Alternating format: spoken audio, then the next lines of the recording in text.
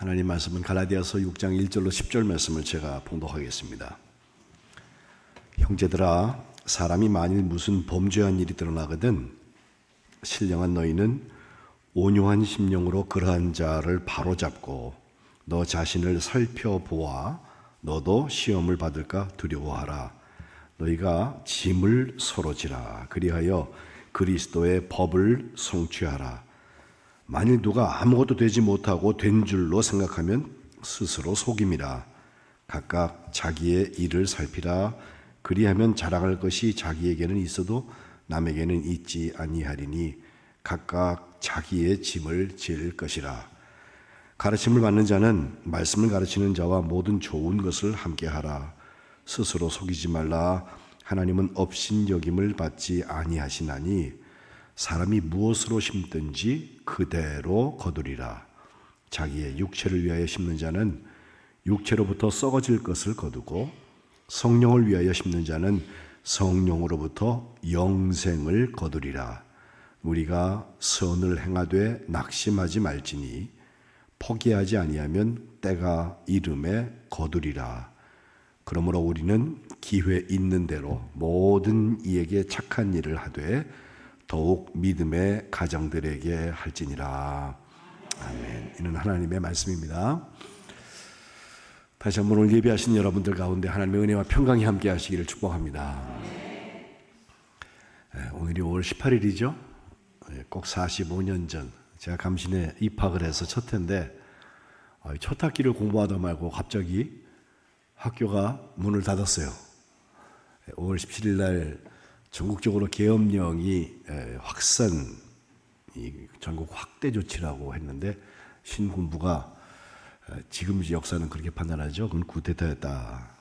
전국 대학은 다 휴교령을 내렸고 신학대학도 예외가 아니었습니다. 그리고 그 다음 날인 오늘 18일부터 한 열흘 동안 저 광주에서 계엄군과 시민군 사이에 전쟁 아닌 전쟁이 있는데 그것을 우리가 대규모 그 민주화 운동이라고 지금 재평가합니다. 그때는 광주 사태라고 그랬어요. 45년이 지나는 동안에 저와 함께 입학했던 동기들 중에 나이가 좀 많은 형님들은 벌써 은퇴를 시작을 해서 우리 경기연회의 감독으로 섬겼던 홍성국 목사님, 저 평촌교회 개척해서 섬기셨는데 이미 은퇴하셨고 이번 연회에도 두 사람이 은퇴를 하더라고요. 우리 경기연회에서 동탄에 있는 백남영 목사님하고 저 둔대 그 호수 옆에 있는 옛날에 그 막 3.1운동도 하고 있던 교회인데요. 그 교회 강인태 목사님하고 두 분이 나이가 되어서 70에 은퇴를 하셨습니다. 여러 가지 생각이 있는데 제가 이 일을 같이 경험하면서 오늘이 어떤 날인가 보니까 제가 만안교회에 인사구역회를 꼭 1년 전에 했습니다. 5월 19일이었는데요. 그래서 1년이 되었고 주수로 얘기하면은 작년 6월 달부터 설교는 했으니까 오늘은 51번째 설교를 여러분 앞에 주일 설교를 하게 됩니다. 여러분 아시는 것처럼 3월부터 5월까지 부임 신방 삼아서 대신방을 지금 하고 있는데 올해는 5월까지 하면 한 40집쯤 신방할 것 같아요. 그 사이에 뭐 장례도 있었고 일들도 있었고 그런데 아직은 제가 1년 동안은 그래도 새가족이니까 여러분 앞에 여러분이 해오던 일을 제가 존중하고 따라가야 되겠다. 묻지도 따지지도 않고 가는 편이에요 지금. 그러나 이제 1년 지나가면 조금 달라져야 되지 않겠나 하는 생각도 하고 있습니다. 그 중에 제일 중요한 게 뭘까? 역시 관계입니다. 살아가면서 내가 어떤 부모님을 만났든지 또 부부간에 어떤 만남이 있었는지 또 형제간에도 그렇고요. 또 내가 나된 것은 스승들이 있었기 때문이잖아요. 심지어 교회학교에서 가르친 스승 한 분도 제게는 쉽게 지나가지지를 않습니다. 누구를 만나서 어떤 관계를 맺었는지는 우리의 삶의 열매를 결정짓게 되고 저 믿음의 역사도 관계에서 시작되는 것을 금방 알 수 있습니다.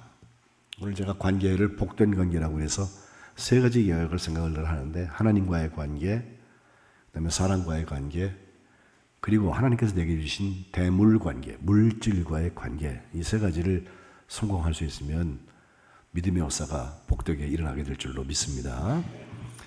하나님과의 관계 굉장히 쉬워요. 우리가 성경에 보면 우리가 믿음 안에 산다는 게 뭐예요? 하나님을 의식하고 산다는 거고 하나님이 날 보고 계시다. 그러니까 하나님은 창세기에는 세상을 만드셨을 뿐만 아니라 또 세상하고 특별히 사람하고 약속을 하신 분이 하나님이다. 그래서 옛날 약속을 구약이라 하고 지금 새로운 약속, 예수님 이후의 약속을 신약이라고 구약 신약 하잖아요. 그 약이 약속한다는 약자거든요.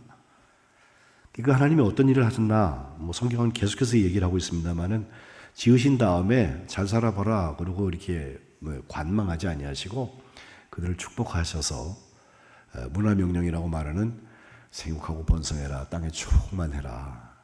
예? 그 잘 관리할 수 있는 기회를 하나님께 주셨는데 특별히 하나님의 말씀을 온전히 순종하지 못한 것 때문에 사람이 선악과를 먹는다는 그 일을 통해서 에덴에서 쫓겨나고 죄의 종로로 타는 삶을 살게 되었을 때 그걸 하나님께서 불쌍히 여기셔서 구원하는 일을 계속 하시는 거거든요. 그 구원 드라마가 우리 성경인데 구원하신 다음에 꼭 하시는 얘기가 언약이에요. 야, 나는 니네 하나님이 될 테니까 너는 내 백성이 되라. 또 너는 내 아들이라 우리 찬양하신 것처럼 예? 내가 너희 아버지야, 아버지. 너희 내 아들처럼 딸처럼 살자. 그게 언약의 가장 중요한 내용들인데 모세 때에는 시내산에서 직접 돌판에다가 10개의 계명을 받았다고 우리가 알고 있고 창세기부터 신명기까지 그 5권의 책에 있는 것들을 유대인들은 율법 조항으로 만들어서 무엇을 해라 248개, 뭐뭐만 하지 마라 365개 해갖고 613개 조항을 만들어서 지금도 지켜요. 지금도. 예? 말 그대로. AI고 뭐고 소용없어요. 그 사람들은. 그리고 그것이 친히 사람의 몸을 입고 오셔서 저 십자가에 죽으시고 부활하신 예수님을 통하여서 복음, 복된 소식이라는 말로 우리에게 다가오고 있는데 이 다 하나님과 사람의 관계를 얘기하고 있는 거예요. 하나님과 사람의 관계 중에서 좋은 비유가 있다면 바로 토기장이와 진흙 혹은 토기장이와 그릇의 비유가 아닐까 저는 생각을 하는데 이사야 64장 8절에 보면요 이렇게 얘기합니다. 그러나 여호와여 이제 주는 우리 아버지 신이다. 우리 아버지이다 라고 고백을 했는데 그것을 표현하기를 우리는 진흙이고 주님이 토기장이십니다. 토기장이가 작업대에다가 진흙을 넣고 그릇을 빚는 것처럼 우리는 다 주의 손으로 지으신 바 된 사람들입니다. 예. 이게 하나님과 우리의 관계를 분명하게 얘기해줘요. 세상의 지능과 문화가 발전하면 발전할수록 특별히 우리 다음 세대들이 더 유념해서 들어야 될 얘기 중에 하나일 거예요. 세상은 점점 발전하죠. 눈부시게 발전하고 그 돌아가는 속도가 정신이 없으면 어지러울 정도예요. 그런데 그런 중에도 토기장이가 하나님이시고 우리는 진흙이다. 이 관계 설정이 없으면 뒤집힙니다. 내가 토기장이가 되고 내 말을 들으면 하나님이고 아니면 아니라는 이런 식으로 돼버려요. 본말이 바뀌면 안 됩니다. 그게 성경이 우리에게 하고 싶은 이야기입니다. 눈물의 선지자 예레미야도 18장 6절에 말하기를 이스라엘 족속아 이 토기장이가 하는 것까지 토기장이는 제 마음에 안 들면 그 흩어버리고 다시 만들잖아요. 내가 능히 너희에게 행하지 못하겠냐 하나님 말씀하시면서 토기장이의 손에 진흙이 있는 것처럼 너희는 내 손 안에 있다 그렇게 말씀하시거든요. 저는 목회 시간을 더할수록 하나님의 손 안에 있는 목회, 하나님의 손 안에 있는 사람의 삶의 이야기들을 자꾸 써나가는 거예요. 여태까지 살아온 풍상의 세월 70년, 80년 제가 신방 보니까 별일을 다 겪고 싶더라고. 예? 잘 표현을 않고 내색을 안 하셔서 그러지 제가 좀 캐물었더니 다 얘기하세요. 근데 그 어려운 일을 겪으면서도 하나님이 나의 아버지고 하나님이 토기장이고 나는 진흙이다. 이것이 더 분명해지는 것 같아요. 그래서 우리는 갈라디아서 1장 10절에 사도 바울이 내가 사람에게 좋게 하랴? 아니면 하나님께 좋게 하랴? 사람에게 기쁨을 구하랴? 인기 얻기 위원하여서 지금 마이크 들고 다가면서 그냥 몇 번 찍어달라고 하는 사람들, 어찌 보면 사람에게 기쁨을 구하고 적어도 뽑힐 때까지는 그 사람들의 말을 듣겠다고 호언장담을 하고 그래요. 그런데 내가 지금까지 사람의 기쁨을 구하였다면 그리스도의 종이 아니다. 이게 바울의 신조예요. 사람을 기쁘게 하고 사람의 말을 듣고 따랐더니 인기가 생기고 사람들 사이에서 관계가 굉장히 좋았는데 어느 한순간에 확 무너지는 게 뭐예요? 내가 철석같이 믿었던 진리라고 믿었던 것이 어느 날 갑자기 전혀 아닌 게 되는 때가 오잖아요. 그리고 우리가 천동설, 하늘이 움직인다고 믿었던 때 지동설, 땅이 움직인다라고 바꾸었던 코페르니쿠스의 전환이라고 말을 하는데 그걸 발견한 거예요. 예? 이전까지는 땅은 전혀 안 움직이고 해가 뜨고 별이 뜨고 달이 뜨고 이렇게 생각을 했는데 알고 보니까 지구가 돌고 있더라는 거잖아요. 그리고 지구가 이렇게만 도는 게 아니라 빙 도는 공전주기도 있어서 우주 안에서 지구라는 건 아무것도 아니다. 이걸 우리가 깨닫게 되는 건데 그때 우리가 할 수 있는 얘기가 하나님이 토기장이시고 우리는 진흙입니다. 그릇입니다. 라고 말하는 거예요. 이 그릇은 토기장이를 기쁘게 해야 합니다. 하나님과의 관계에서 승리하는 여러분 다 되시기를 주님의 이름으로 축복합니다. 두 번째는 사랑관계라고 그랬는데 사랑관계 중에서 잊으면 안 되는 것 하나가 자기 자신과의 관계예요. 우리가 자기를 객관화하기가 참 어려워요. 나는 주관이니까 내 안에서 나를 봐요. 그러니까 어떤 사람은 도덕적인 기준이 높은 사람은 자기에 대해서 좀 혹독하고 남들에 대해서 관대한 사람이 도덕적 기준이 높고요. 반대로 다른 사람들에 대해서는 아주 기준이 굉장히 높아. 이렇게 해줘. 그러면서 자기한테는 아무거나 막 용서되는 사람. 이런 사람을 좀 엉망으로 살기 마련이에요. 예? 도덕적 기준이 낮을 수밖에 없다. 그런데 도덕적 기준의 차이를 떠나서 그건 다 정도의 차이잖아요. 정말 중요한 게 뭐냐면 내가 나를 어떻게 이해하느냐는 거예요. 지금 너는 내 아들이라 이 찬양이 정말 우리에게 하는 얘기가 많아요. 오늘 본문도 1절에 가보면 너 자신을 살펴라. 4절에도 너 자신의 자기 자신의 자기의 일을 살펴라 라고 말하고 있는데 이 너는 내 아들이라는 이야기가 하고 싶은 얘기가 뭐예요? 우리가 힘들고 지쳐서 낭망하고 넘어져서 일어날 힘이 전혀 없는 여기가 끝인가 봐. 나는 더 이상 어떻게 못할 것 같아. 나는 끝난 것 같아. 자기에게 실망해 있는 그 사람에게 조용히 다가와서 손잡아 주시고 나에게 하신 말씀, 너는 내 아들이다, 내 딸이다. 그러한 나를 살피라는 거예요. 내가 생각보다 비싼 사람입니다. 예수님이 나를 위해서 피를 흘리셨잖아요. 예? 그 교회 학교에서 그 가르칠 때 네가 예수님의 피값이야 이렇게 가르쳐요. 처음에 뭔 소린가 했어요. 그게 나를 살리기 위해서 예수님이 죽으셨다는 얘기가 뭔 소린가 했어요. 근데 그 십자가의 은혜를 체험하고 난 다음에 보면 내가 그렇게 귀한 사람이로구나. 또 내 아들이라고 하나님 말씀하시는데 내 딸이라고 말씀하시잖아요. 그런 사람을 함부로 해요?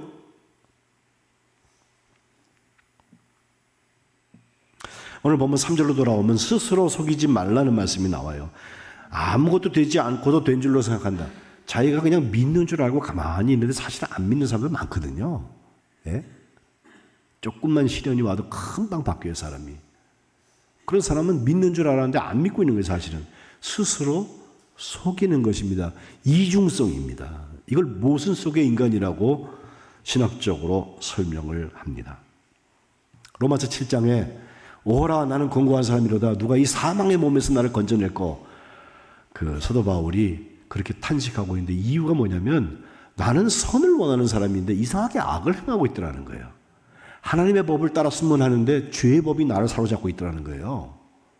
그래서 원하는 바 선은 행치 않고 원치 않는 바 악을 행하는 나를 보면서 내 지체 속에 있는 죄의 법이 나를 꽉 사로잡은 거 보면서 아무리 이게 발버둥을 쳐도 나가지질 않아요. 그래서 나는 사망의 몸에서 나를 건져줬으면 좋겠다고 얘기하는 곤고한 사람이라고 자기 얘기하는데, 그거를 직시하는 순간에서부터 회개가 나오고, 그때부터 하나님의 은혜에 사로잡힌 삶을 살아서 새로운 피조물이 되잖아요. 그 끝까지 인정 안 하고 나는 이만큼 괜찮은데 좋은 것만 자꾸 보고 있으면요, 스스로 속이는 자가 된다는 거예요.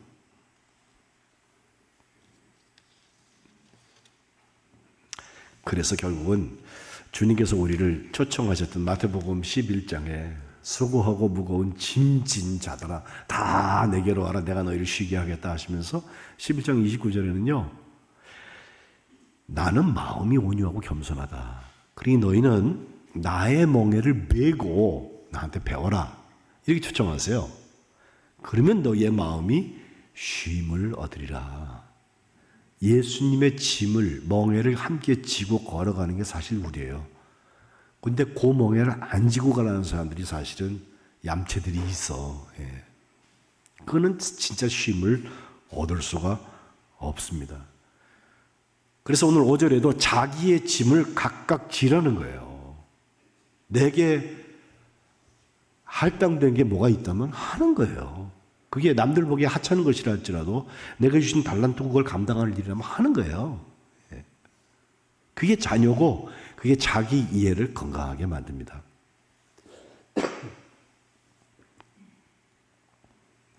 오늘 본문 9절에도 우리가 선을 행하되 낙심하지 말지니 포기하지 아니하면 때가 이르면 거른다. 저는 이걸 갈육 9 요절 가를라디아서 6장 9절 어려서부터 이 말씀을 외웠는데 끝까지 변치 말고 해라. 지난주일 말씀대로 세 번째 흔들리지 말아라, 견고해라 는 말씀으로도 읽혀지지만 저에게는 사실 8절에 나오는 열매하고 관계가 돼요. 자기 육신을 위하여서 심는 사람은 육신으로부터 썩을 것을 거두고 성령을 위해서 심는 자가 영생을 거둔다고 하면서 그 선을 행하는 것을 낙심하지 말고 끝까지 가보자. 때가 이르면 반드시 거둔다. 영원한 생명을 거두게 된다고 약속하고 있어요. 그래서 자기 짐을 지는 거예요. 우리 만안교회 모든 관계 중에서 자기와의 관계가 새로워지되 여러분들이 내게 주신 십자가, 내 몫의 태인 십자가 잘 감당하셔서 영원한 생명의 주인공들이 되시기를 주님의 이름으로 축복합니다. 그리고 나와의 관계뿐만 아니라 분명히 이웃과의 관계가 있죠. 내 이웃을 내 몸과 같이 사랑하라. 그죠? 이걸 위해서 오늘 본문 2절에 보면 너희가 짐을 서로 져라. 그렇게 해서 그리스도의 법을 성취하라 그랬거든요. 백지장도 맞들면 낫다 그러는데 보면 교회에서 20%만 열심히 일하고 나머지 80%를 구경하는 경우가 많아요. 이건 사회에서도 파레토의 원리라고 해서 그 일이 적용된다죠. 큰 직장에도 보면요, 실제 일하는 사람은 20%만 일하고 나머지는 무임승차하는 거야. 그 사람들 일한 덕분에 집 밥벌이도 못하면서 회사가 잘 되니까 월급 받고 있는 거야. 뭐 이런 얘기들을 해요, 경영학자들이. 그런데 저는 사실 그 일의 경중을 떠나서 짐을 서로 진다고 하는 거. 예? 어떤 사람한테는 시간이 많고요. 어떤 사람한테는 건강이 충분하고요. 어떤 사람에게는 물질이 많고요. 다 주신 게 달라요. 그럼 그거를 다 함께 모아놓으면 종합예술이 되는 건데 나는 내게 주신 달란트는 빼고 남의 것만 자꾸 바라보고 있는 사람들이 있거든요. 짐을 서로 지지 않습니다. 어쩌면 한 가지 일색으로 다 와가지고 똑같은 은사만 잔뜩 받은 사람들이 모여있으면요, 생각보다 구멍이 많이 납니다. 여기저기서. 제가 한 달쯤 전에 페이스북에서 본 글이 하나 있는데, 미국의 미시간주 호수가 큰 게 있고 중부쯤에 있는 그 위에 그 시카고 위쪽을 말하는데, 거기에 첼시라고 하는 곳에 책방이 하나 있었어요. 근데 그 마을이 조그매. 한 5,500명, 5,300명 정도가 사는 그런 마을이라는데, 조그만 책방이 하나 있었는데 그 책방을 이전을 하게 됐어요. 그 책방에 가지고 있는 책이 9,100권인데, 이 책방 주인이 생각해보니까 이거를 사람을 돈 주고 쓰려니까 돈도 들 것 같고, 근데 아이디어가 딱 태어나기를 우리 마을에다 광고를 한번 해보자. 인간띠를 만들어갖고 줄을 쭉 서가지고 책 하나 주면 그 넘기고 이거 해보자. 릴레이를 시키려고 시작을 했는데 진짜로 그날 300명이 모여갖고 사진을 좀 보시면 저렇게 두 줄로 쭉 서가지고요. 제일 어린 아이는 6살, 제일 나이 많은 분들은 91살짜리 할머니도 와 있고 휠체어 타고 있는 사람도 거기 옆에 앉아갖고 책을 계속 날라주는 거예요. 9,100권의 책이 2시간 만에 싹 다 옮겨졌답니다. 예. 저거 재미난 얘기예요. 근데 더 놀라운 것은 저 책방 주인이 저걸 하면서 보니까 이 책이 오는데 옆에 사람한테 넘겨서 너 이 책 읽어봤냐? 나 읽어봤는데 뭐가 재밌더라. 책의 내용에 대한 얘기도 서로 하더라는 거예요. 이게 서로 짐을 지는 겁니다. 이게. 그게 간증이에요. 간증은 내가 잘났다는 얘기를 하려는 게 아니에요. 하나님 내게 주신 은혜를 얘기하는데 이거를 서로 짐을 지면서 하는 거예요. 그게. 오늘 스승의 날 지났다고 그래서 제가 처음 해보는 거라서 하자는 대로 지금 가만히 있거든요. 오늘 뭐 광고 시간에 꽃도 주신다고 그러는데 가르치는 자하고 가르침을 받는 자 둘로 나눠서 6절에 보면 가르침을 받는 자는 말씀을 가르치는 자와 모든 좋은 것을 함께 하라 그랬거든요. 뭘 함께 해요? 모든 좋은 걸 함께 하라고 그랬어요. 저는 우리 만안교회 교우들 점수를 높이 드리고 싶어요. 예, 최선을 다하시는 것 같아. 그게 감사해요. 물론 안 그런 사람도 덜어 있을 수도 있지만 대체적으로 보면 그래요. 제가 대신방 중인데 어느 날 보니까 집마다 가면 신방한 다음에 과일과 음료 마시잖아요. 근데 대체로 하루에 야쿠르트 그거 하나씩은 제가 먹는 것 같아. 어느 날은 보니까 앞집에서 먹었는데 뒷집에 가니까 윌이 또 있더라고. 먹을 수도 없고 안 먹을 수도 없고 그거 주세요. 가져가서 내일 먹을게요. 그걸 가져온 적도 있거든요. 근데 그 윌이라는 야쿠르트요. 그거 하루에 여러 개 먹으면은 그 다음 화장실 빨리 가야 됩니다. 그죠? 왜 이 사람들이 자꾸 윌을 꺼내놓나 보니까 누가 그랬대. 목사님 윌 좋아한다고. 싫어하진 않지만 하루에 몇 개씩 먹어야 되는 사람은 아닙니다. 여러분. 그죠? 근데 그 윌이라는 말 영어를 보면은 나중에 뭘 한다는 미래 조동사이기도 한데 그 윌 또 자기의 의지를 표현하기도 하고 근데 윌의 끝에 보면 명사로 쓸 때 유언이라는 말도 있어요. 윌이라는 게 유언장 쓴 거 그거. 그래서 제가 속으로 말은 안 하지만 윌을 먹었으니까 오늘 내가 전한 말씀이 이 집에 이 목사의 유언처럼 소중히 여겨서 잘 지켰으면 그런 축복이 제게 있어요. 예. 그 관계 세우는 거 아니에요, 그게.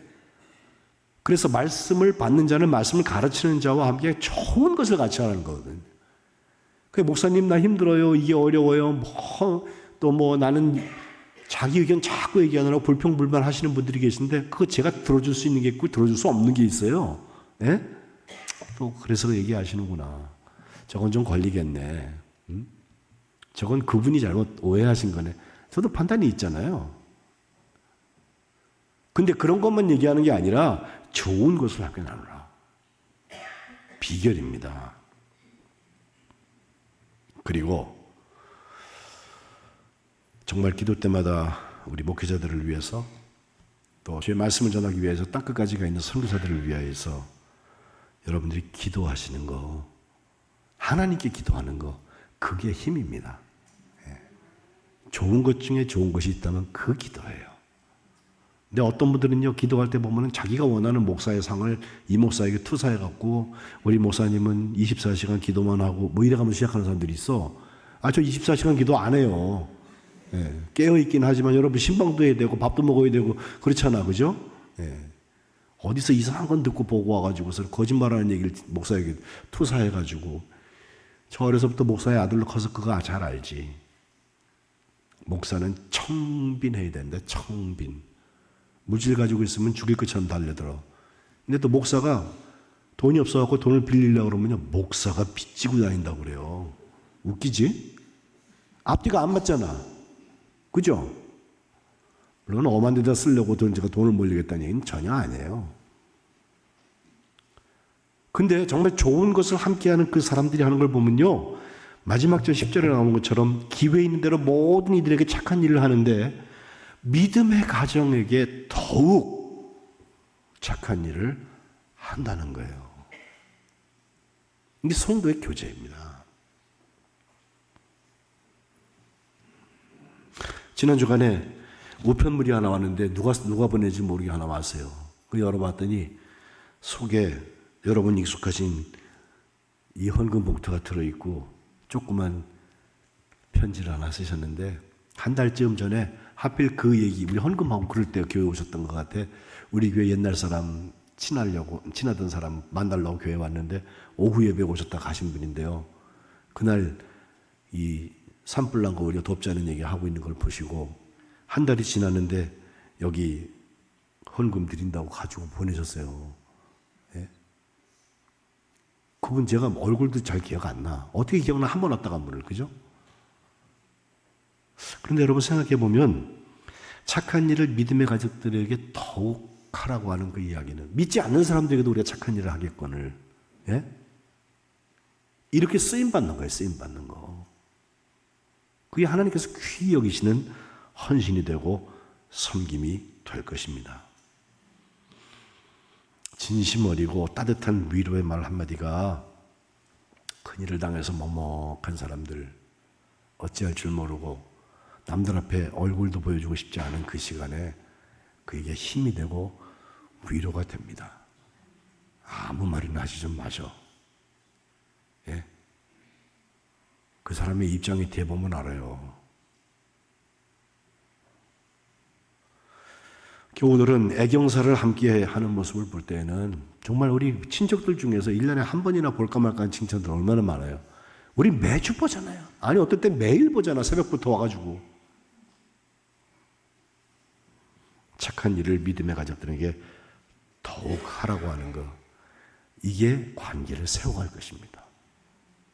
물론 실수도 없이 다 잘하는 거 아니야. 물론 실수도 해요. 그러나 그래도 수준이 있잖아요. 보면 저 정도 실수는 다 이렇게 덮어지는 게 있고 저건 좀 과했다 하는 것도 있고 그래요. 근데 이게 계속해서 착한 일을 더 하려고 하는 그 큰 흐름 속에 있으면 묻힙니다. 그리고 세워져요. 관계가. 대인 관계 승리하는 여러분 되시기를 축복합니다. 마지막 하나는 나중에 기회 있을 때 할게요. 대물 관계, 물질 관계라 했는데 그 물질도 하나님의 것이고요. 우리에게 빌려주신 거예요. 청지기의 마음 가지고 하면 돼요. 내 거라고 생각하기 시작할 때부터 욕심이 일어나고요. 탐심이 생겨요. 그 탐심은 갈증을 더해요. 나중에 자기 병이 돼요. 하나님께서 하나님과의 관계, 나 자신과 이웃을 비롯한 사람과의 관계, 그리고 우리에게 허락하여 주신 그 많은 기회와 물질들을, 이것이 복된 관계들이 잘 설정되어서 믿음의 역사를 능력으로 이루시기를 주님의 이름으로 축복합니다. 기도하겠습니다. 하나님, 이 역사에도 참 어려운 일도 많이 있었고 우리가 생각지도 못한 일들도 많이 있었는데 오늘까지 인도하신 분은 하나님이십니다. 믿음 안에 살며 토기장이 되신 주님께 진흙과 그릇으로의 역할을 잘 감당하는 하나님의 자녀들, 또 하나님의 아들, 딸들, 하나님의 백성들 되게 하여 주옵소서. 저를 위해 주님이 십자가에 죽으시고 부활하신 것 기억하며 나 스스로 통전성을 가지고 나 자신을 살피고 스스로 속이지 아니하며 나의 짐을 잘 감당하는 하나님의 아들, 딸들 되게 하여 주옵소서. 우리 이웃과의 관계가 짐을 서로 지며 좋은 것을 함께 나누며 더욱 믿음의 가정들에게 착한 일을 감당해 나가는 하나님 나라의 믿음의 역사가 일어나게 도와 주옵소서. 우리에게 허락하여 주신 것 잘 관리하게 하시고 주님 만났을 때 부끄러움 없도록 최선을 다하여 착하고 충성된 종들을 살아가게 도와 주옵소서. 예수님의 이름으로 기도합니다. 아멘.